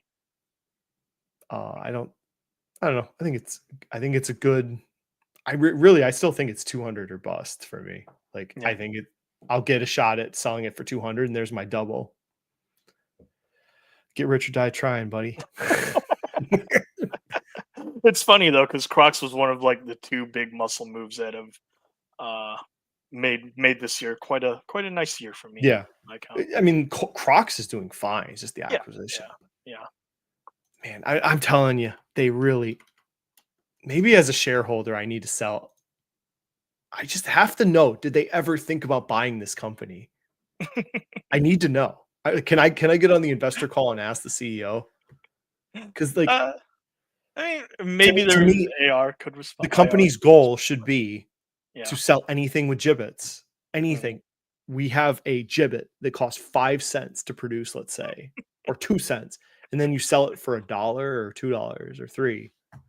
So they should just be promoting gibbet sales. Everything has gibbet accessorizing. And I thought that, like, the shoes, this company, you sell like the bags at the beach, and then they also have like where they had giveaways for Christmas. Let me see, holiday gifts. Yeah, check this out. Where's the wine bag? It was here somewhere. Yeah, dude, come on. Yeah. It's just begging A to be wine accessorized. bag with gibbet accessorizing. Yeah. And they didn't buy this company. Maybe they tried. I don't know. But I Yeah. thought this was the acquisition they should have done. But they envision themselves as a shoe company, I guess, Mhm. not a Crocs company, let's say. I would have done this, but Yeah. anyways, backpacks, wristbands, wine. I didn't even think of this till I saw it. When I saw it, I'm like, oh my God, that makes so much sense to have a little Crocs wine bottle thing, and it protects the wine. Yeah. Oh yeah. Like, and once we open up the Pandora's box, well, the good Pandora's box of wine, then why not like mug cozies? And, because people oftentimes take Crocs for outdoor wear, which can be surprising to some. Yeah. Yeah. So why not? Bog bags. I don't want to show my wife this because then she's gonna want like 4 of these damn things. But she has like Croc bags for the beach. I don't know where she bought them at Virginia Beach. She has like 3 of these. Oh. In different colors. Yeah. I don't know why she needs 3, but they look like this. They're just like generic crap. But yeah, there is utility there. I think there's brighter days for Crocs. Yeah. Nothing to blow your, nothing to blow your top off about this company. Yeah, short term, caution can be good, but longer term, I'm still optimistic. Yeah, I guess. Does the Hey Dudes damage ever end? I think it will, one way or the other. Either it ends with success, or they bite the bullet on it one way or another. Which fine. Yeah, I mean they won't do it again. They'll probably avoid an acquisition like that again. That will be one of the reasons why I think we've all agreed that's a red line. Like, you do a big acquisition, another Hey Dude like that, we're out. I won't trade Crocs, man. It'll kill. It is such a volatile stock. I just bought and hold it. Closest thing say I like did you could have sold was it when it was 150, or it's like it's fine. Yeah. Closest thing I did was just hedged and rebalanced. That was it. We're not doing Jake. I am not doing Jake. I am not in line with Martin Scarelli.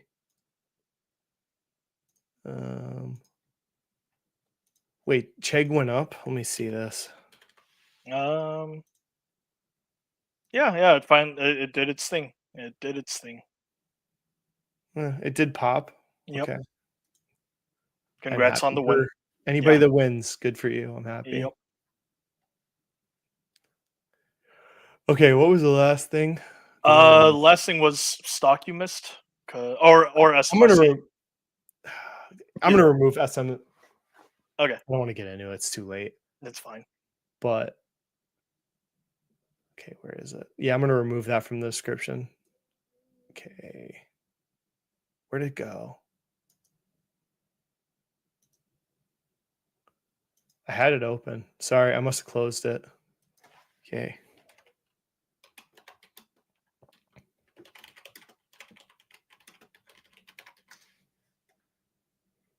There we go. There it is. Yep, red cat. I am annoyed because I did the ground research on this company. Okay. I did the research and I pretty much was like obviously after the first pop. So I think when they had the first deal they got, sometime in like July, August, I started looking into it. Andrew sent me a podcast. Someone did like an hour description of it. I'm like, okay, I got an idea of what this is. And I've done drone defense companies. So, so I get the idea. And then I don't know, just other things distracted me, Disney, vacationing. And I was like, it's kind of like a biotech company. The more you think about these small defense companies, you either get the contract or you don't. Yeah. Because I mean, this is like a spec in the defense industry. 700. I mean, before this jump, it was like $200 million market cap, and I just didn't want to bother. I'm like, you know what? If they get the contract, maybe it'll double. But if they don't get the contract, like Workhorse, remember? Yep. Look like devastation. Below. Yeah. So with the big, it goes both ways with these. So I didn't bother, and then all of a sudden, fuck you! We did it. We did it. We did it. They get the contract. So I think I'd mentioned this in Discord. It's like if you want to speculate, but this was not asymmetric to me. I thought they could double or or it could get cut in half very easily, depending on how these contracts. And this was the big one they were waiting on. So they got this contract for Army short range reconnaissance. So, and this is on top of another contract earlier in the year. Mhm. So drone production for the Army. So they got it. Stock skyrockets. This is like kind of as like small speculations where it's like fun. Like I don't know how you'd make this. Like, I mean, I think there was a guy on Wall Street Bets that did a huge bet on this company. Good for you. I'm too old for that. Yeah. My heart can't take that stuff anymore. Hopefully, I couldn't imagine being like 90% this. Yeah. Because like if they didn't get that contract, like Oh, let's look at like Workhorse. Does Workhorse even have stock anymore? don't even know. It's okay. It's not. They it's not were listed guaranteed yet. to get the post office deal, right? Yep. Everyone knew it. Everyone Mhm. knew that they were going to get the post office deal to do the next vehicles for the post office. And then they didn't get it. And look what happened to the stock. Yep. So when everyone was telling me that, oh, it's assured Red Cat's going to get this contract, blah, blah, blah. I'm like, I kind of had this scarring me from 2020 era. I didn't invest in this, but I was following this intently because I'm in the defense space a lot. So I didn't find this that interesting. I was just watching kind of how it was, the stock was just going crazy. I remember. And then, the obvious investment wasn't so obvious. And then they got hosed. So they didn't get it. And there was nothing else to the company. The whole company was based on getting that post office deal. And they gave it to some company that doesn't even make friggin' small vehicles. I think was it Oshkosh? Oh yeah. I think so. It was so weird because Oshkosh makes like heavy diesel equipment for the Army and then Marines. But they get, contracting sometimes doesn't make sense in the military space. Maybe some senator wanted Oshkosh in their home state to get that deal. So, but this one did the opposite, and you did good, people, if you bought it. Mhm. I will keep watching it. So I'm still more interested in like defense drone companies. I think defense is more interesting, but there's no real good answers in defense yet. No. So Axon is probably the best defense drone investment in America. And boy, does that thing run. So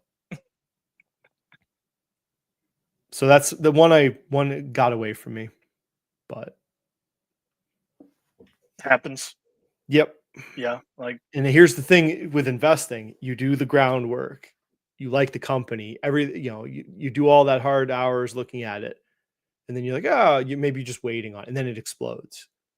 And it's like, well, what do you do? Well, you could buy into the excitement.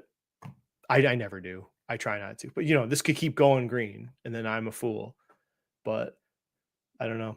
The Peter Lynch in me tells me to run away from popular stocks, and it's popular now. Like you can find lots more content on this than there was in the summer. Now that it's popped, so the Peter Lynch in me tells me to stay away now. So I'll just look for something. It's fine. I can make money on. I make money on something else. So yeah. But I'll just keep it in my back pocket and watch it. So Aeon's almost a double for me, so I'm happy. It's just about there. Actually, there's one that I'm curious with. Because Archer Daniels Midland got mentioned to me as a possible long. It was right around that time where they had that first drop in this year of, oh yeah, one of our small segments had accounting issues. And then, their most recent earnings call, they had to delay it. Oh. Because turns out the accounting issues weren't just one segment. So there was a period of recovery.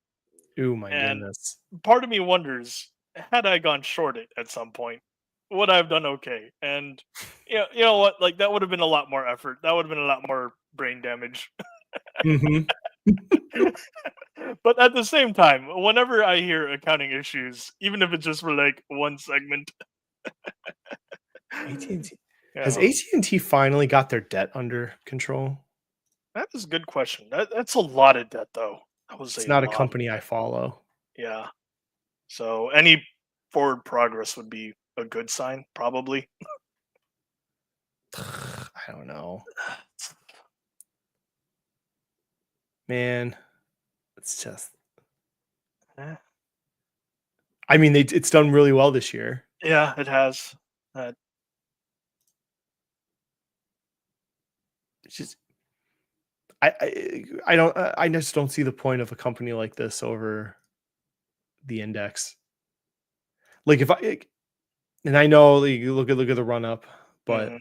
because it's Yeah. just been so beat up and depressed over a long time. But Yep. like it's not growing. They're not paying the debt off. Mm. I think a lot of this is probably just guidance revisions upwards. I don't know. Yeah. It's just there's something to say about this. Like this thing, I just Hopefully, I don't hopefully, like if to you're, like I don't want to like if someone bought this and it ran up, good for you. yeah, There's nothing interesting about this company for me. So yeah, I would just be careful of what's priced in and going forward if you're in it. Um, but yeah, for it's me, like too like sometimes there's a any stock can make you money, but if you mm, have to look at a 10K and it's like 300 pages compared to like Tractor Supply is like 50. It's like I make money in both. Which one do I want to do? I can get through the 50 pager faster. yeah, It's a time price to brain issue. damage. Yeah, Yeah. price to brain damage matters. Man, I should revisit Hermes though. Because I talked to Fabio quickly Mhm. about it this morning. But because I really thought I was going to get Louis Vuitton, but man, it's complicated. It is. That It is. is a nightmare company to talk like. And I had someone and somebody talked to me on Discord, messaged me about they used to work there, and they kind of explained what they were doing. It's so complicated.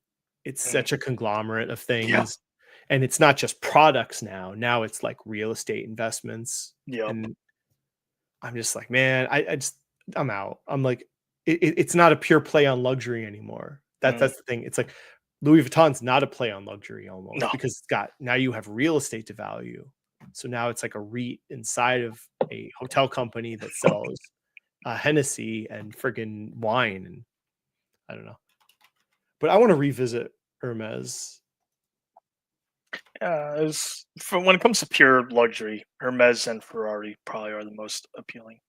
Yeah. Why is it not coming up? Oh, because it's foreign. Yeah, yeah. So it's some sort of adjusted ticker. Yeah. Yeah, I'd have to go to Seeking Alpha. But I mean Hermes is going to be around for a bazillion years. Like if you were going to buy it, man, you'd buy it and hold it if you think it's at a decent price, but it hasn't really suffered much, so No, its suffering was nowhere near as painful as LVMH. like to me, like a real recession is going to knock this down real far. Like, yeah, I'd need more pain. Like if this got cut in half, like this would be on like if I had like a short list, if we actually turned into like a recession, Mhm. I'd have Yeah. I'd have a short list of companies I'd watch. Like this is like right on the top of it. Yeah, cookie or coffee can it.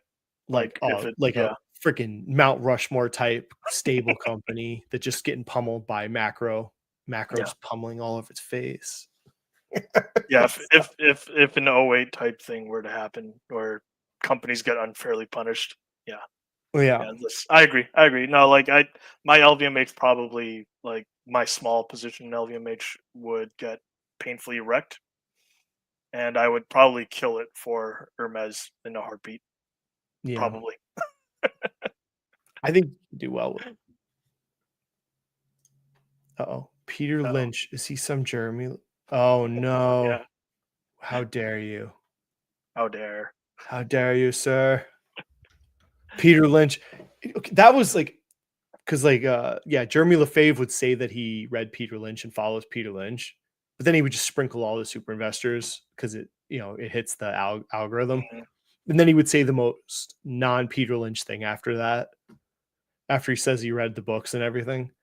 But I have a Peter Lynch review of his book, so you can go watch it. One Up on Wall Street. So I don't think his books after One Up on Wall Street, I don't think were that great because it was more like practical examples from that time period. Oh. It wasn't like lessons of investing so much. So I still think that's such a, I mean, that book just, it's so practical. The themes that he teaches, I think. But I almost think like if you combined Peter Lynch's teachings with social arb investing from the Dumb Money guys, you kind of have a good way to speculate in the market with your little 5 or 10% right there. Just kind of that line of thinking almost. But I guess that's for another day. Verizon is dead money after all these years. There's so much capital intensiveness to these companies. Oh yeah. They're almost like quasi government entities at this point. Verizon and AT&T. Yep. Like they're like a state. Like they can't move. Like they have these capital expenditures that they have to do every year. Yep. Like, and they have big debt piles. Like, so they're basically operating like a 51st state in the country. It's just not very interesting. I think that's it. So Yeah. I'm going to remove Super Micro. That's all good. Maybe someone can harass Fabio about it when he does a video at some point.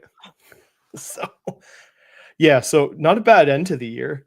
I think I'm agree. up like 40% on TSSI. Dollar General's like, I bought it like 35 or 75. So it's a little bit up. And Talon's been just fun. Talon, I like that investment. So If I could do like half as good as I did this year for quite some time going forward, though, I would be incredibly surprised. dude, I would be incredibly surprised. that's what we got to do, a recap show, because it's like, Yeah. we're forgetting some of the shorts and stuff from this year. Yep. Con. Mhm. And then what was the first one? Was the advertising company from Israel. Oh yeah, no, it was Perion Networks. Perion. Yeah. That was the game. So Yeah. that started. That was like overnight 300% on that Yeah. investment. Practically, yeah. It was, So it was incredibly fast. We had like four home runs this year, and then one really big screw up, but you can't get them all. No, So. no, but it's fine. Like, And then Aeon was good. I think Master Brands were up like 30%. I got it 1450 cost basis. What's it at? Like 18 right now? Yeah. 20%. So yeah. Because if 17, okay. 22%, like, because you also have Schwab. Yeah, like the rate of return that they give is annualized, and Yep. yeah, it's been a banger of a year. Like, if someone were to like be basically a one-person shop and do 20-ish%, like, I think they should have every right to be happy. And yeah, so it's What's my worst thing I did this year? Okay. Oh, the worst thing I did this year, I bet on Helen of Troy's earnings. oh Got murdered, like 95% murdered. So I got the worst percentage thing for me. it was like a handful of contracts. Yeah. So it wasn't the worst thing, but I don't know. I was kind of bored. See, the worst things that happen to me was when I'm bored and it's an earnings play. I got to stop doing it. It's like just go bet on a football game or something. It'd be better use of my time. But earnings plays, man, I gotta stop, because you get lured into thinking they're so easy, but yeah, they're the most dangerous thing. Like, Mhm. I can't imagine doing like what a Wall Street Bets person does. I'll do like $2,000 on a earnings play occasionally. Yeah. But Yeah, because I remember the angst with Twitter around like one of the Nvidia's earnings, where everybody was so focused on like top line, bottom line, and I thought to myself, well, what about guidance? Like, that kind of matters too. Like, to win on Oh, earnings, to get an earnings like 15-20% earnings beat, you have to have guidance, top, bottom, yeah, and then macro, no macro situation to hurt you. So Oh, you yeah, almost yeah, have to have another like one. 5 things happen in your way to get that return. It's just like, so it's not so simple as if they beat earnings, you're going to rue money. It's like, no, it's not exact. Yeah. It's not 50-50 doing earnings plays. You're probably more like 30% shot at winning. But Yeah. Gil, look at Strongman Discord meme channel. Shkreli's been beating it off. I I wouldn't think know I about figured that. out how to defeat the bots in Strongman's Discord. Oh, did you? So I tried something new.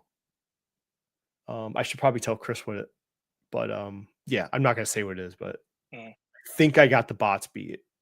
The problem is he's an open Discord. Oh yeah, yeah. If it that was a does closed Discord, it's easy to like Fabio's is, you know, if you have like someone has to come in and say something to get a roll. Yep. And then you can target the rolls, but yeah. Being a mod in Discord is you gotta think about stuff sometimes.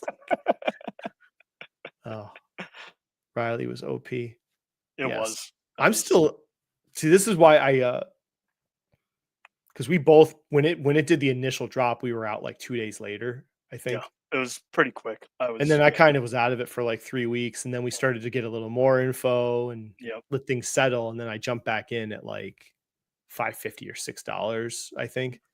But this time I went like as far out. I went to like as far out as the option chain would let me. Yeah, 'Cause I I have, don't know the time. You know, I know I don't have a good feel on the time it's going to take to self-destruct. Yeah, I have. This is B Riley Part 3, and this is by far the smallest part out of all the B Riley attempts that I've swung at this thing. Because I had, yeah, I remember when this initially popped, because I had jumped in it at first at like here, like 28 or 30, and I'm like, oh, that's got to be a top, and then it kept going. I'm like, oh my god, like what have I done? And then it slowly started tracking back. I'm like, okay, I'm not in trouble anymore. And then boom, that hit, and it's like, I love trench warfare. yeah, we nailed it right here. Yep. And then I'm like, it drops so suddenly. I'm like, I feel like I should get out because it's gonna have people are just gonna get emotional. It's gonna pop again a bit. Yep. Which it did. Yeah. And then we got back in somewhere here. I Yep. don't remember. It's fine. Yeah, like I don't know how they survive because I don't you either. have this pile of debt.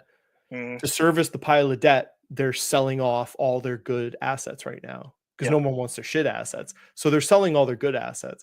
So now they have a slightly smaller pile of debt, still large, with shitty assets. And the guy might go to prison on this. I'm like, Yeah. I don't know. And the American Freight is closing near me.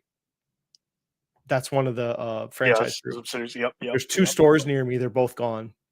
They both closed like a few weeks ago. Which, what a crappy furniture store. I walked through both of them. Just like the most bargain bin crap furniture you could imagine. So, like, it's such a gross place. Yeah. NVIDIA, I missed the boat that so many times. Again, it's fine. Like hell, even I as nowhere I don't near regret as missing. good as I honestly yeah, like same we've here. done so well this year. Yeah. Yeah. Like to say, oh, I wish I just put it all in NVIDIA. I'm like, well, I don't know. We had more fun, and I think we did pretty well with some of our shorts and it's trading. it's a challenge, and like you can still have very respectable, healthy performance, like doing what you do. Like, no, don't kid you. Like pretending that you don't care to see stocks you're not part of, like rip and wish. Of course, you wish you were in Yeah, them. sure, but The problem is when you jump in them, that's Mhm. when a lot of people get hurt. Yeah. You know, everyone wants to buy stuff that's green. Yeah. If you could just turn the color coding off your trading account, I bet you. That's what I would love to test. You took 2 accounts. Yep. I don't know how you'd. So you take 2 accounts, you give them the exact same investments, but it would have to be trading. The idea would be, would someone perform better if you took away the green and the red colors? So like they have the same trading, but then that would take free will out of it. I don't know. Like, do the colors matter? Would you panic sell more when you see a red as if it was just a black number? I wonder. And people think, of course, it would be. I bet it would be different. Oh, yeah. They said enough cash. Yeah. Of course, he's always going to say they have enough cash. Yeah. Dude's a crook if you believe Mark Cahotas like we do. Wait. Before we gotta. Shout out to Mark every time he's talked about. Oh yeah, Woo! yeah. We There you have go. a emote here. Yeah, yeah. There we go. Yeah. Shout out to Mark. Yes. Okay. Yeah, we'll probably. I should do a more. I'll look at everything we've done. Maybe more formal end of year. We'll see. Yeah. If need be, I can supply screenshots also. I'm gonna have to look at my trading records to remember some. Man, I don't remember everything. I'll have to No, I pull don't. up my But memory. yeah, thankfully, brokerage is a respectable one. Should be able to provide that info. Long-term investments as like 5 things is pretty easy. It's Yeah. kind of been a boring year for anything long.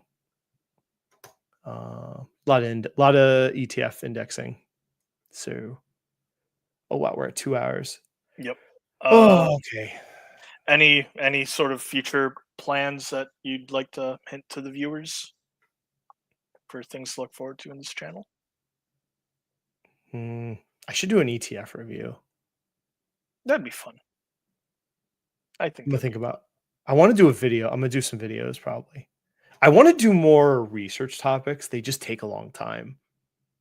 And like a research question, and then you find like the economic papers on it, and then like do a video on it. Like I think those are really fun. And I think they're actually the most useful content I create for people, honestly. Mhm. Let's see. I think this is like the most useful. Like I think this is the best video I ever made. Oh yes, yeah. Honestly, I think this is the most useful video on investing I've made. Maybe not the best entertainment, but the leverage long-term investing idea, just the thought process behind the research, life cycle. I think they call it life cycle investing. Mhm. It's a very interesting thought experiment. But yeah, that was one of my favorites. But it's you got to find a topic that's interesting before you pull the research. You can't they don't just appear out of thin air. So, and it has to be something that's practical. Does it even matter? Does it matter? Like, Yeah. But like the life cycle investing, if I was 18 again, like I would seriously consider doing this if I was 18 with the knowledge of how this would work. I mean, obviously it would have been super successful in my life because I would have invested during, from 1999 to now. Oh, yeah. Most of it's been very good for, the investing. Mhm. So I don't know, next 20 years might be flat, and then this type of investing might be crap. So, but we're on the cusp of an AI revolution. Data centers are being built everywhere. I don't know why everyone is so pessimistic about like the stock market. I don't understand. I don't get it. Yeah. Times are great, I think. So I agree. oh, I agree. that's Imagine right. we were in a country that declared martial law and then immediately and then recalled martial law. We survived January 6th. Life moved on here. Yeah. So we don't have presidents for life. Yep. So it's all right. Mhm. You still live in the greatest country in the world. Yeah. Unless you're watching me from somewhere else. I'm sorry.